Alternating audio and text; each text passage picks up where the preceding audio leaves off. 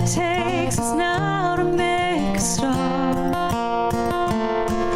From nowhere to now here, love overcomes the fear.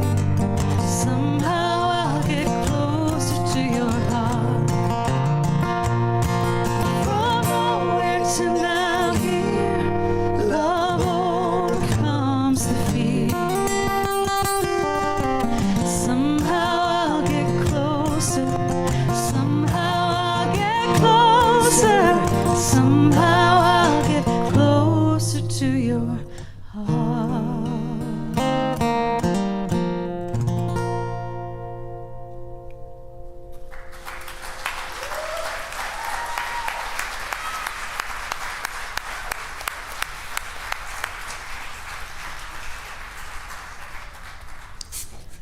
Please repeat after me.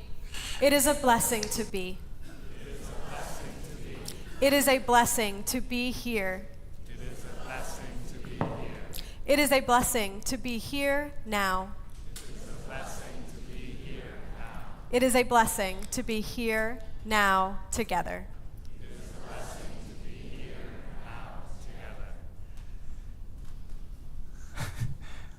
Did I promise too much about our musical talent here in the house? Amazing, Mike and Mandy. Yay! Woo, woo, woo. Yeah.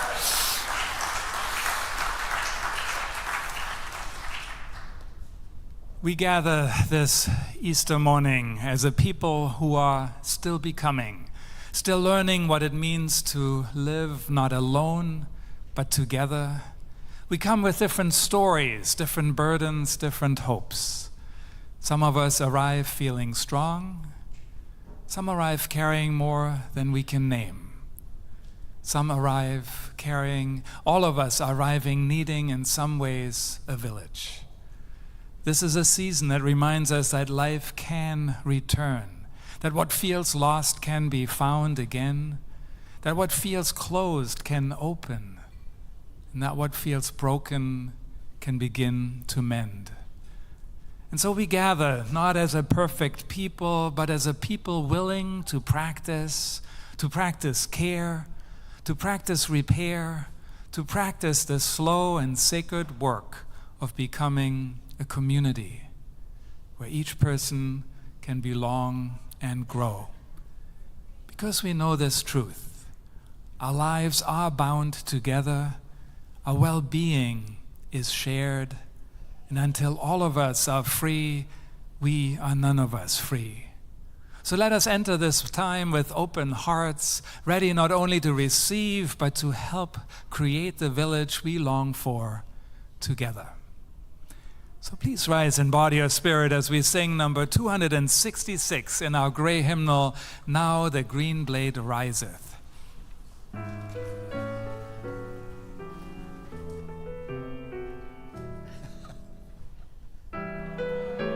It riseth from the buried grain, we that in a dark earth many days has lain. Love lives again, that with the dead has been. Love is come again, like wheat that springeth green. In the grave they laid him, love by hatred slain, thinking that never he would wake again. Laid in the earth, like grain that sleeps unseen. Love is come again, like wheat that springeth green. When our hearts are wintry, grieving or in pain, love's touch can call us back to life again. Fields of our hearts that dead and bare have been, love is come again, like wheat that springeth green.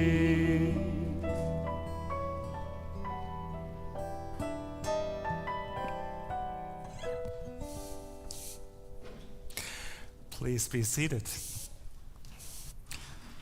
Unless, of course, you are young in age or young in spirit, in which case I invite you to come forward for our time for all ages.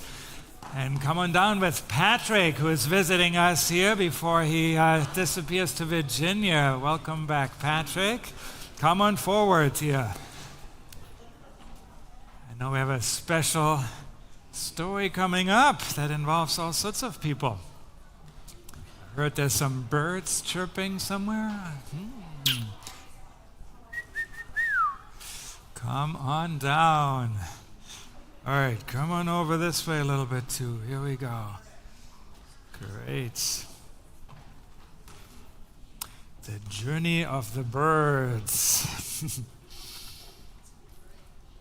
Good morning, everyone. I have some birds gathered with me up here, and I'm wondering if there's anyone else out there that would like to join the journey of the birds. Anyone else that's feeling like you'd like to be a part of this village of birds? Come on up. Come on up. Bring them up, birds. This is a story of birds who are going on a long journey in search of someone to lead them. And now, birds, you don't have to stay in a line. Come flock together the way birds do around the stage as I step to the side and read our story. Once upon a time, there was a land of many, many, many birds. But the land had no leader. They needed a leader, so they thought, to make their community strong. Representatives of all the bird species gathered together to discuss finding a leader. A leader will tell us the right thing to do, said the robin. Our leader must be wise, said the owl. A leader must believe that we are important, big and small, said the sparrow. I want the leader to be caring, like a friend, said the dove. Yes, a leader must help us share and get along better, said the jay. The leader must make us feel safe, said the hawk. I know where you can find such a leader with all of these qualities, said the hoopoe bird. It is the simorg, and it lives far away from here. The birds were very excited. Very excited. They said they were willing to go anywhere to find such a leader. It might be dangerous, said the hoopoe. A few birds looked troubled and worried, but all the birds voted to go find the simorg. And so the hoopie took off, and all the birds followed. They flew at night. They flew in the sunshine. Days and days and days passed. Some birds got tired and left the group. Other birds were filled with doubt and fear. How did they know the simorg really existed? Only the hoopie had ever heard of this bird. Some of the doubters wanted to drop out, but others encouraged them to keep flying. They flew, and they flew day after day through mountains and valleys and through windstorms. They flew without food. They flew through abundance. One valley was filled with fiery mountains, and all the birds were afraid. I'm too small to make it over that mountain, lamented the sparrow. No, keep flying, the other birds said. We can make it together. We will help you. And they lifted the sparrow on their back, and they kept flying. The stronger flyers helped the weaker flyers. The birds with good vision, like the owls and the hawks, searched for food and collected it for the entire group. Along the journey, the birds learned how to respect each other better, how to care for each other and share nests and food and resources and air. It seemed that every bird had something special and unique to offer that made the journey easier for all. Finally, the hoopoe announced, "We are here!" The other birds looked around in anticipation. Where is the simorgh? We don't see it, they cried. Come, it's over here, said the hoopoe. The birds gathered together beside the hoopoe. Grabbing the tips of their wings, they carefully peered over the edge of a lake. They looked in, and do you know what they saw? Their own reflection. Then they understood. The simorgh was not another bird. The simorgh was all of them together. Together they were the simorgh. They remembered that each of them had something good and strong and special inside. Each bird had gifts to bring to the community, to their village. Together they were all that was needed to keep the community strong.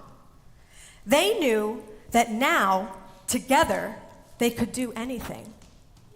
And this story reminds us that each one of us has our own unique gifts and possibilities that live inside of us.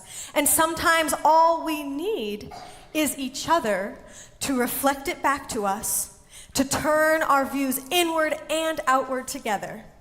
We are all in our own way leaders of our village, and we are all needed in our own special ways. Without each of us, without each of these beautiful birds, the village cannot exist. Thank you, birds.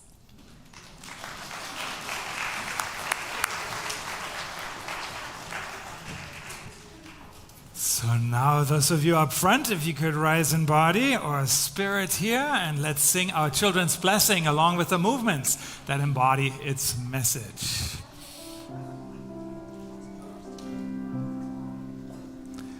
May our minds be open to new learning. May our lips bring truth into the world.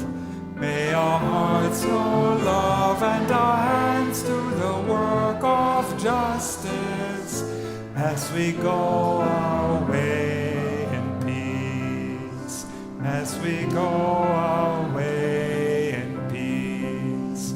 May our minds be open to new learning. May our lips bring truth into the world. May our hearts know love and our hands do the work of justice as we go our way in peace. As we go our way in peace.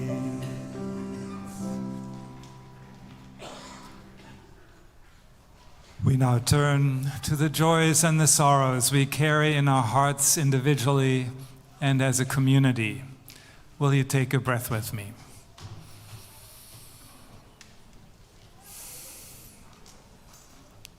As we surrender to this moment, let us notice our body resting, grounded, supported by the earth. And as the piano begins to play, you're invited to come forward, light a candle or place a stone at the table to your right, or add a note to our Holding Our Grief wheel. Today's joys and sorrows we will hold in silence with no public sharing at the microphone.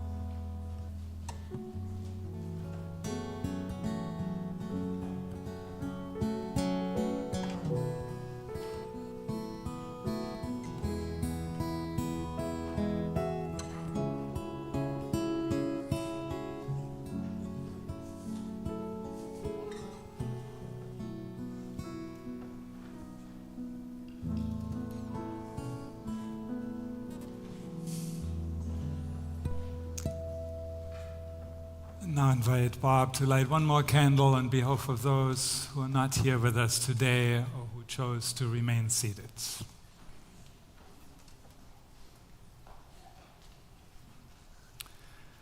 Whether your joys or sorrows have been named or remain in the silence of your heart, know that you are not alone. May we hold our earth in our hearts with joy in her nature, in awe of her majesty, power, and resilience, taking responsibility for the hurts that we have caused her. Will you take another breath with me?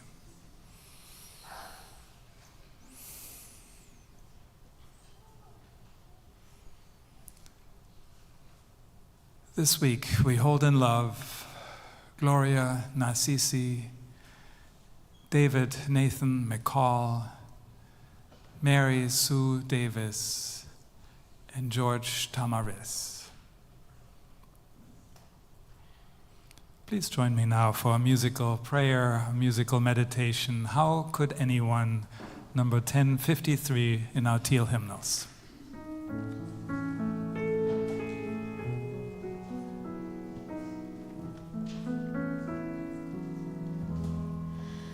How could anyone ever tell you you were anything less than beautiful? How could anyone ever tell you you were less than whole? How could anyone fail to notice that your loving is a miracle? How deeply you're connected to my soul. How could anyone ever tell you you were anything less than beautiful? How could anyone ever tell you you were less than whole? How could anyone fail to notice that your loving is a miracle? How deeply you're connected to my soul.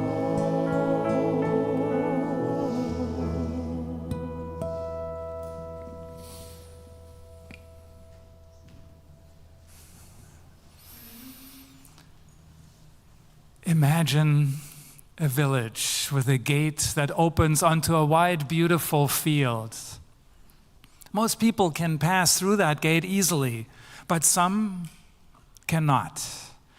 For some, the gate is too narrow. For others, it is too heavy. For others still, it has been quietly locked. Now imagine the villagers saying, well, most of us can get through, the field is open. Is that freedom? Or imagine instead that the villagers gather and say, we will widen the gates. We will lift it together. We will unlock what has been closed. We will not rest until everyone can pass through. That is a different kind of village. That is a village committed to shared freedom. Choir, please come on up for our anthem.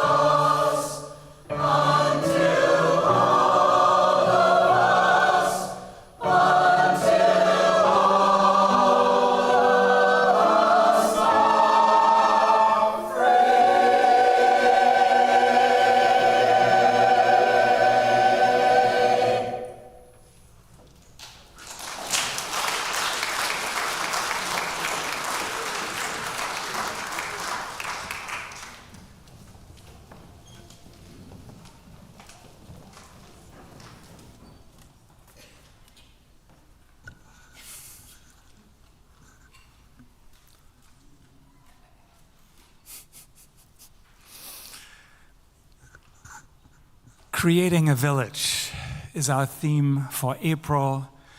Though 2 weeks ago we got a head start by exploring what it takes to be a village, to identify the culture that turns a crowd into a village, that turns an aspiration into a practice.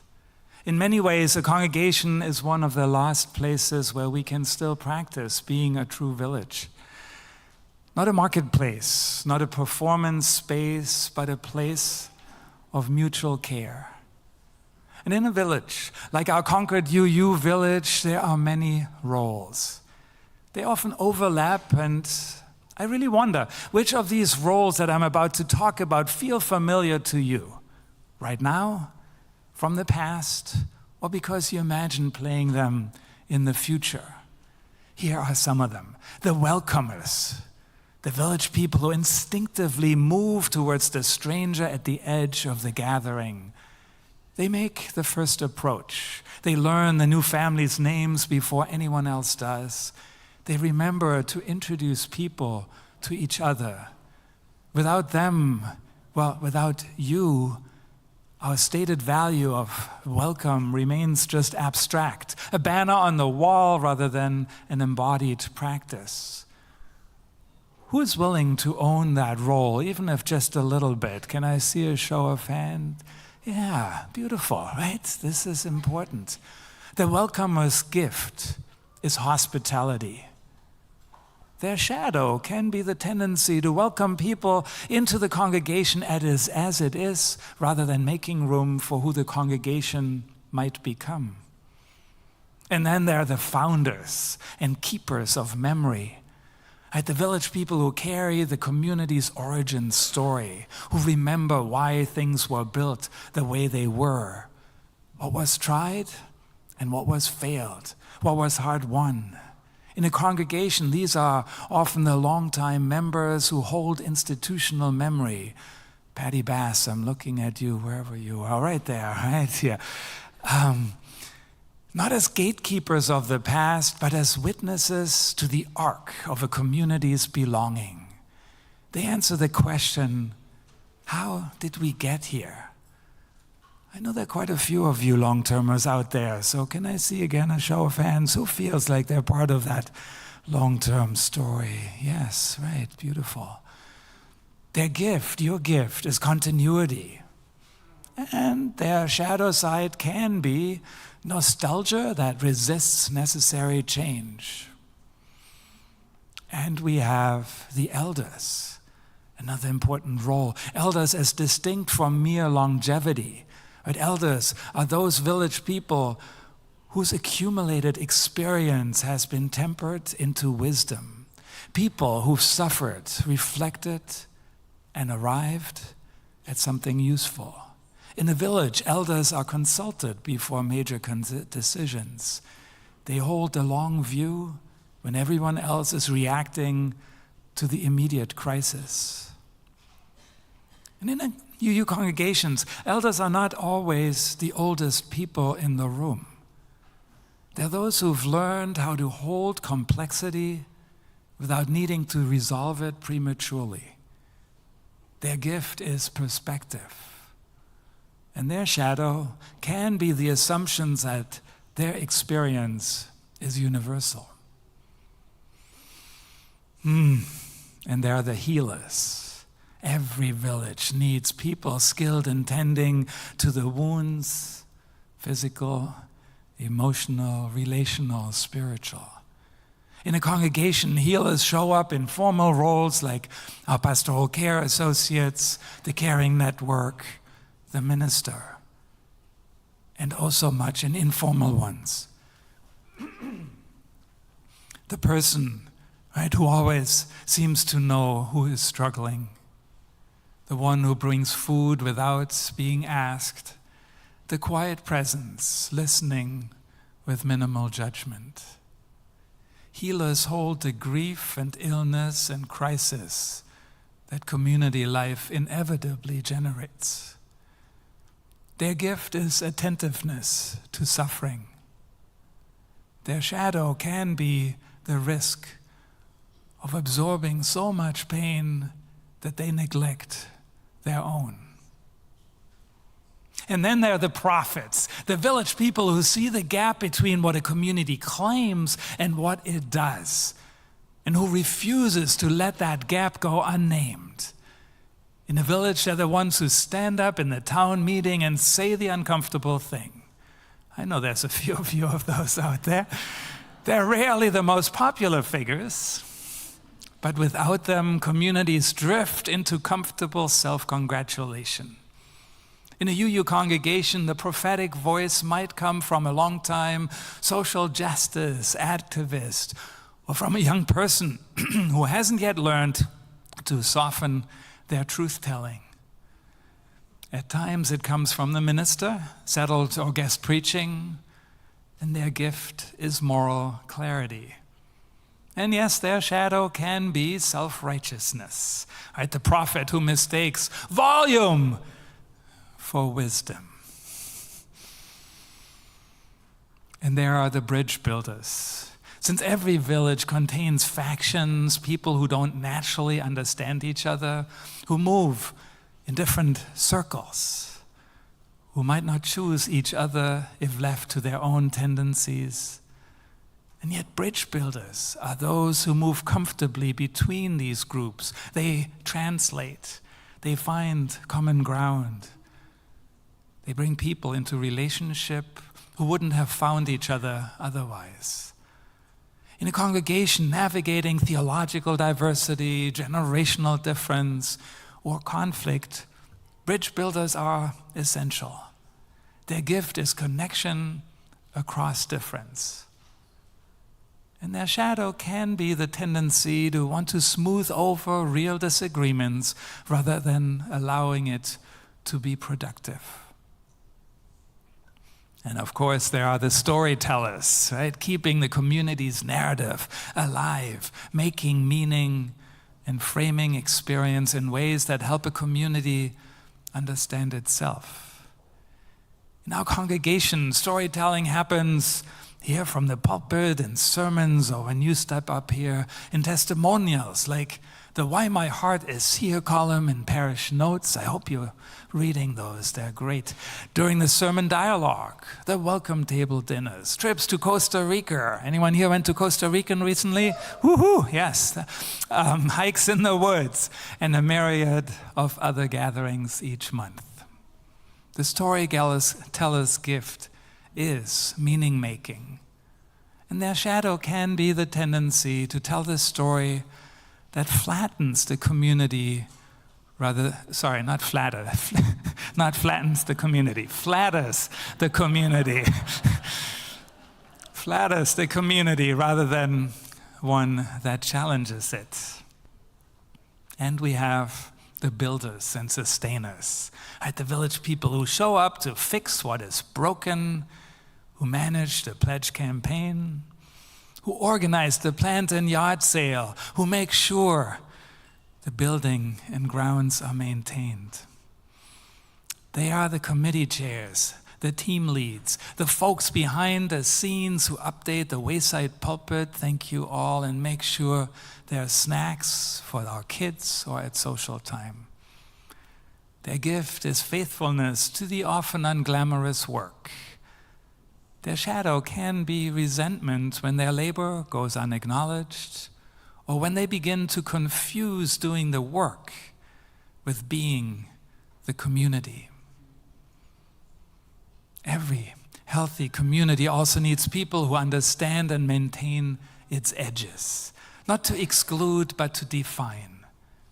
These are the boundary holders who hold covenants, who name when behavior has crossed a line, who help a congregation understand that welcome and boundarylessness are not the same thing. In a village, they are the ones who know the difference between disagreement and a violation, between discomfort and harm. Their gift is the protection of communal integrity. Their shadow can be rigidity, the tendency to enforce rules in ways that drive out the very people who most need a place to belong.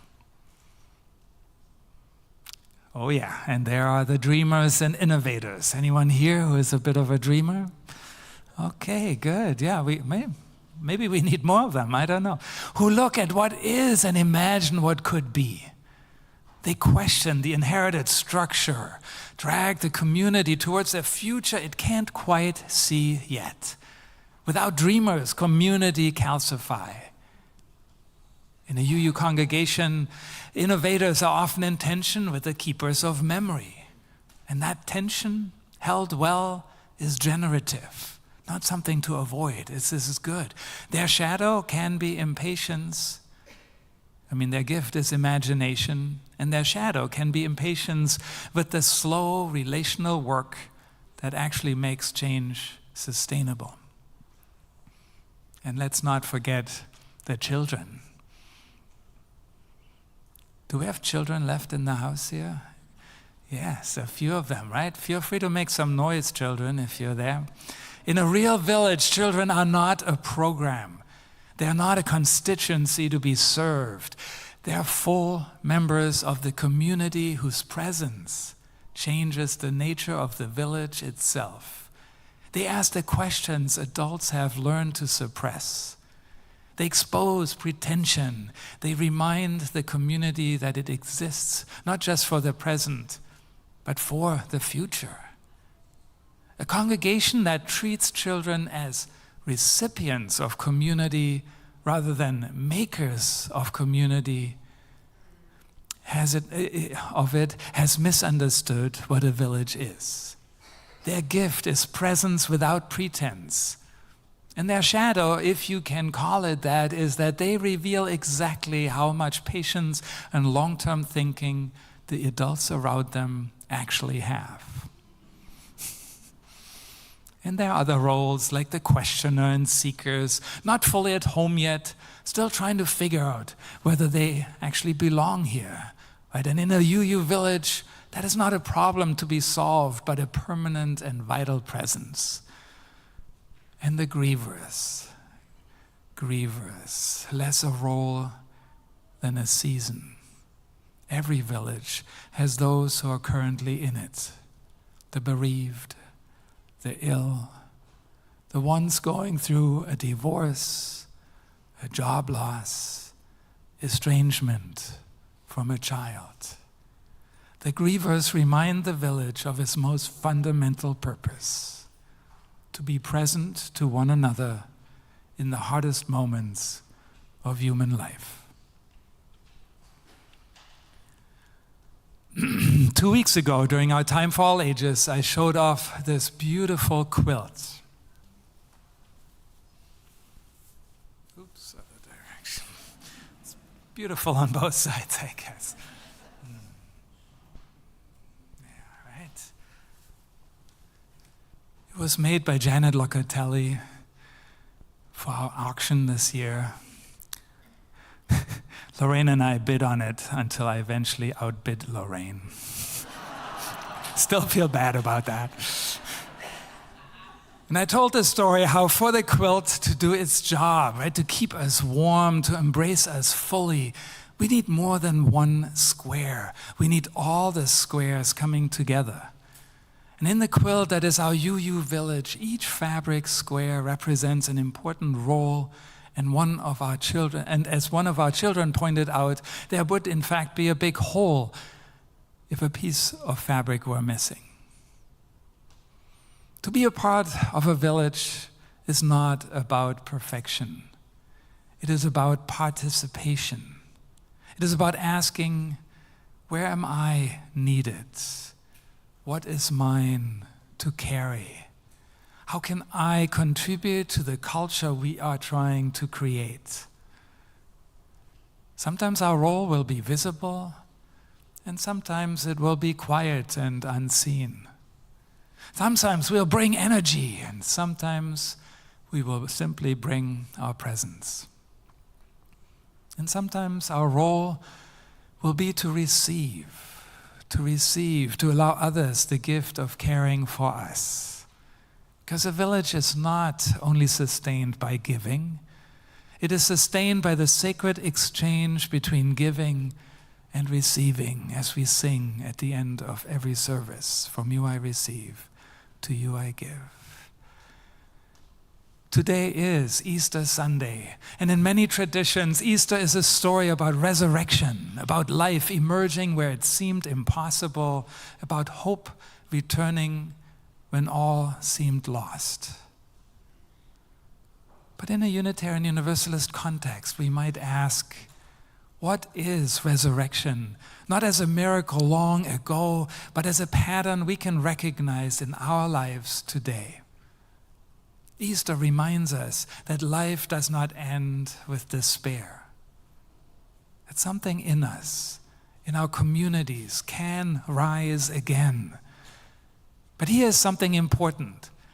Resurrection in real life is rarely an individual act. It happens in relationship. It happens when someone sits beside us in grief. It happens when someone believes in us when we cannot. It happens when a community holds us until we can move again, rise again. In that sense, a village is one of the primary places where resurrection happens. Because in a true village, no one has to rise alone. No one is left buried in silence. No one is forgotten. The Easter story begins in loss, confusion, and fear. That stone in front of the cave rolled away, suddenly empty. And then slowly there's recognition, a voice calling a name, a presence where absence had been, a realization life is not finished. Isn't that what happens in a healthy community?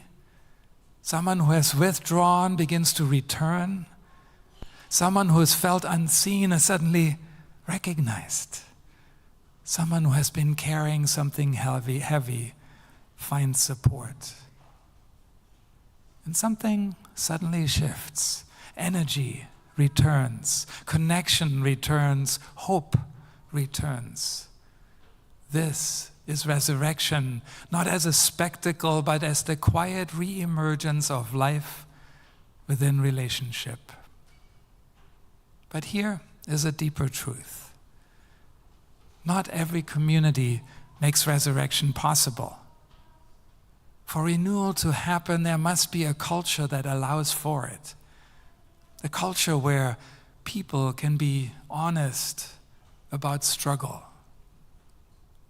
A culture where people are met with compassion, not judgment. A culture where people are invited back again and again.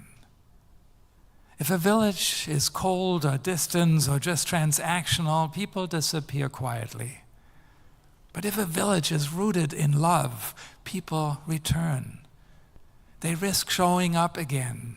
They trust that something new might be possible. And still, if we're honest with ourselves, we know that being part of a village is not always easy. Because to live in covenant with one another, to be patient, to be accountable, to stay connected even when it is hard, this asks something real of us. And there are times when that becomes difficult. Times when old wounds are stirred, misunderstandings grow, emotions rise faster than we can manage, or pain that did not begin here shows up here. Sometimes, despite our best intentions, we find ourselves outside the covenant we hope to uphold. We say something we regret. We withdraw when we most need connection. We act in ways that create distance instead of belonging.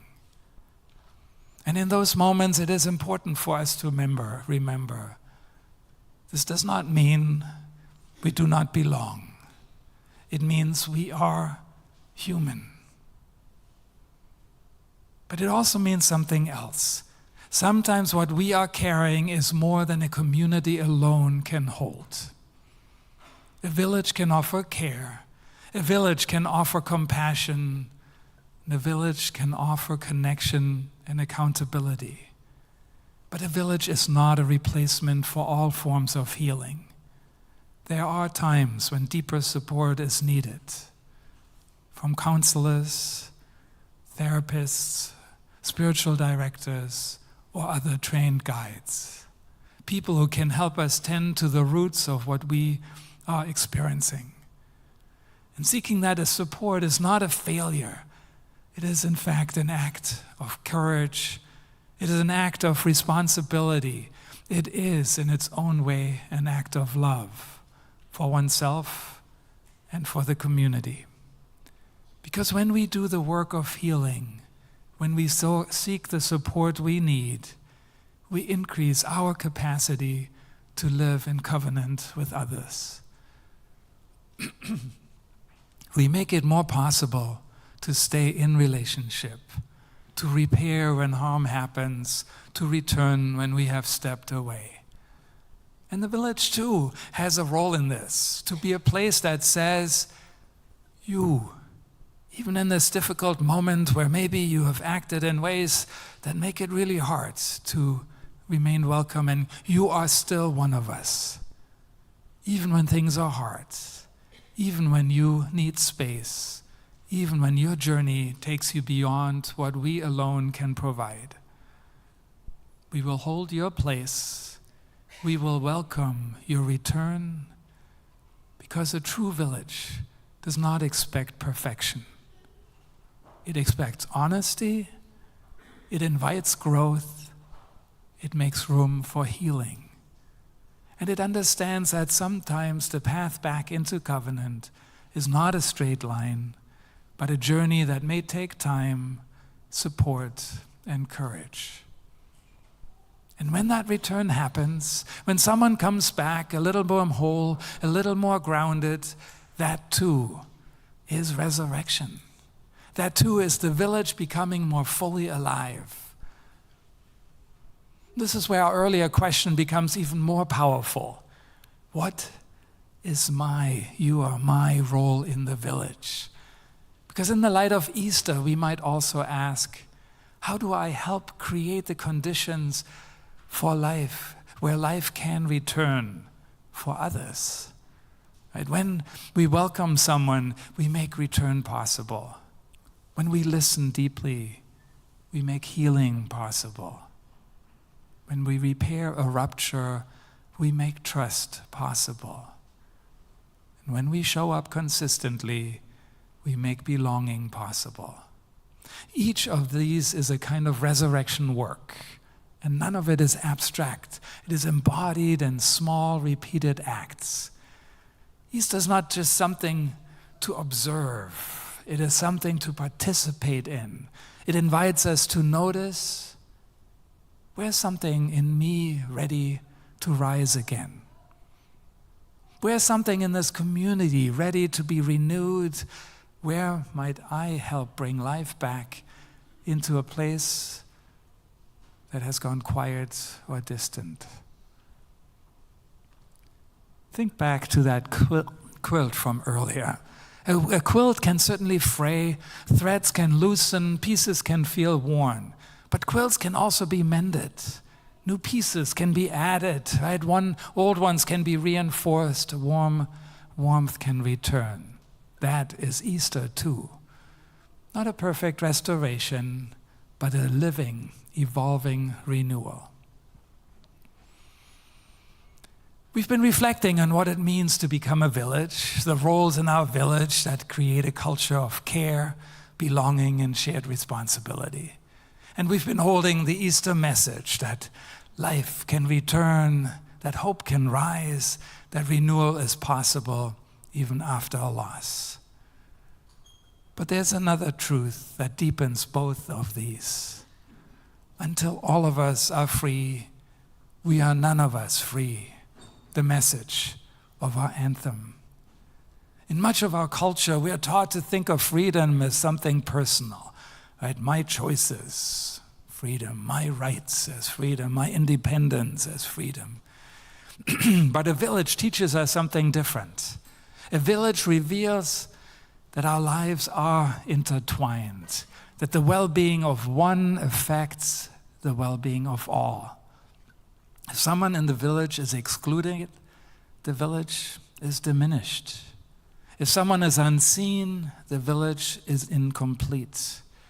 If someone is burdened beyond what they can carry, the whole community feels the strain, whether it's acknowledged or not. Freedom in a village is not something we achieve alone. It is something we create together. So what if we understand Easter not just as the return of one life, but as a symbol of what becomes possible when love refuses to be contained by systems of harm, exclusion, or fear? The story moves from abandonment to reconnection, from fear to courage, from isolation to community. And in that moment, something more than one life is restored.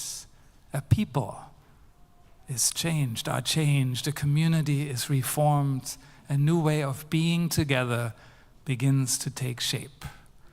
So in this sense, resurrection is not only personal, it is communal transformation.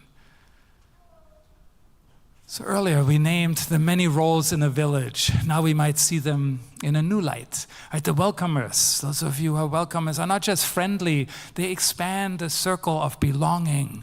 The listeners are not just kind, they make space for truth be spoken. The bridge builders are not just connectors, they help dismantle this division.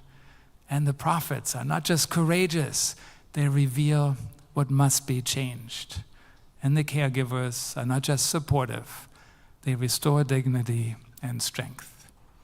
Each role contributes not only to community, but to freedom, because every act of inclusion, repair, and care loosens what confines us individually and collectively.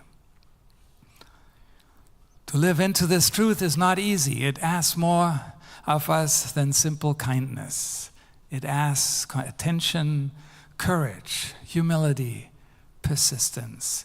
It asks us to notice where we benefit from systems that others struggle within. It asks us to listen when discomfort arises and not turn away from it.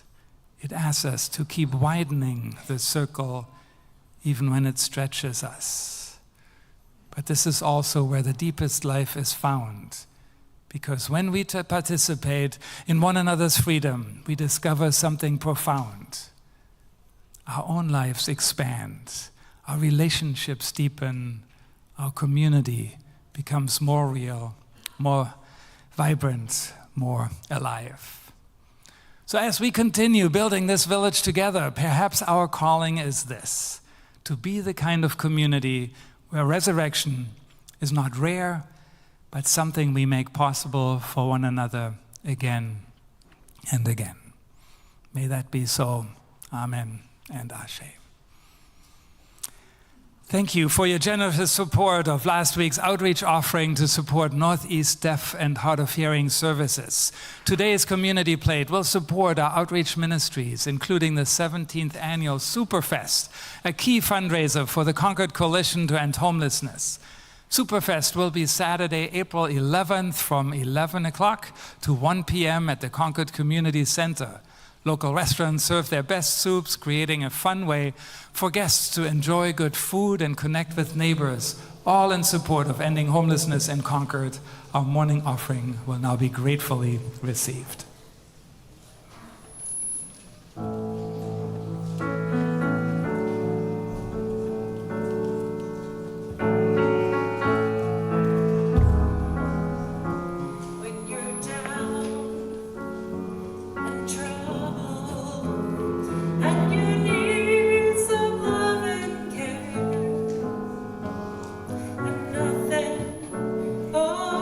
Nothing's going right.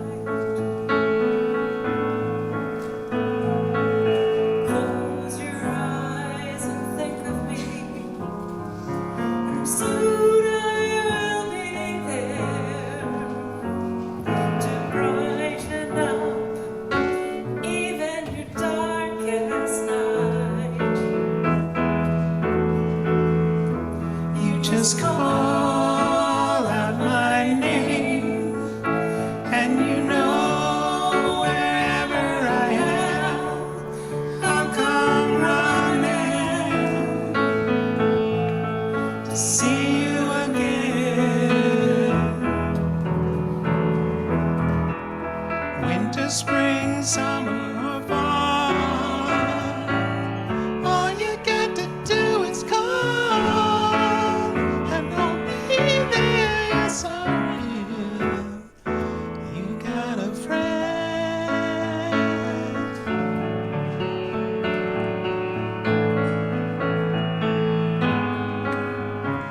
If the sky above you should turn dark and full of clouds, and that old north wind should begin to blow, keep your head together and call my name out loud, and soon you'll hear me knocking upon your door, your door, your door.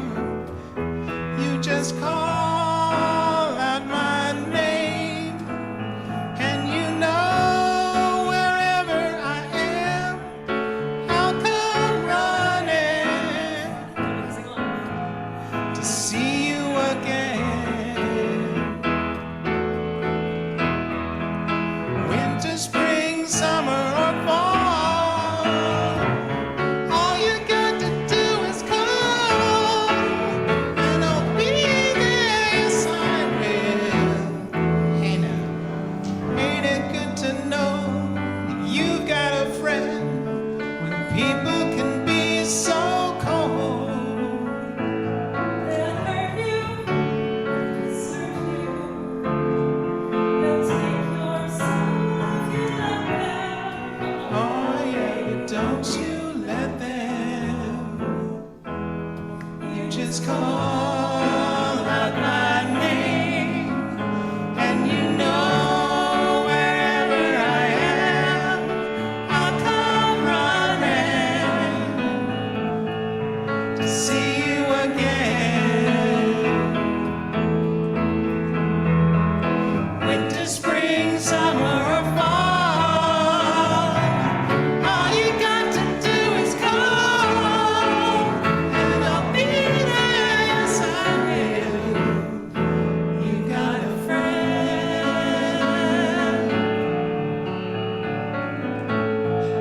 Ain't it good to know? Good to know, Ain't it good to know? good to know, Ain't it good to know? Ain't it good to know? Ain't it good to know? Yeah, yeah. You've got a friend.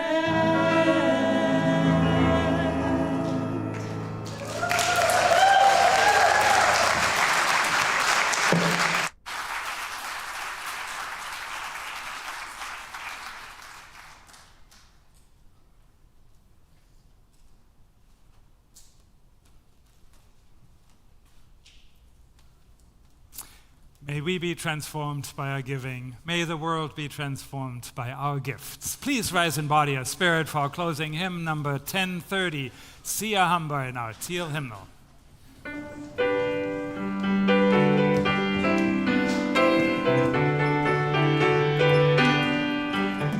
Sia Hamba, kuken yenken kos. Sia Hamba, kuken yenken kos.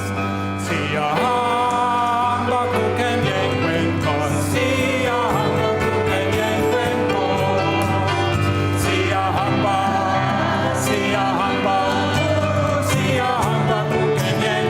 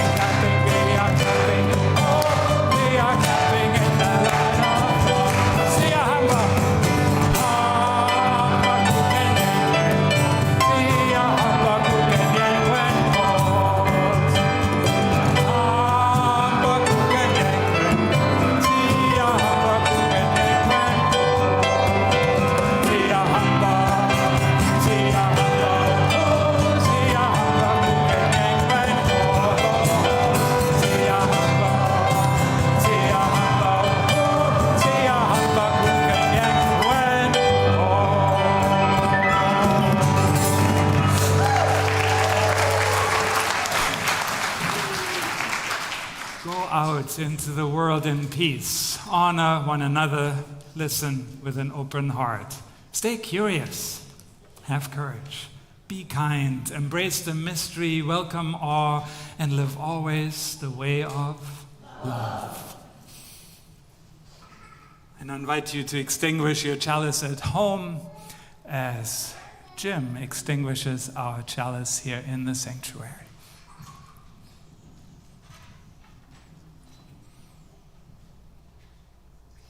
Please join me in reading aloud the words on our screen. We extinguish this flame, but not the light of this faith we share, the warmth of community or the fire of commitment. These we carry in our hearts until we are together again. Now please join me in singing our unison benediction. If you're comfortable joining hands or elbows, go ahead and reach out. And if not, reach out with your heart to all of us worshiping with you, knowing that you are not alone.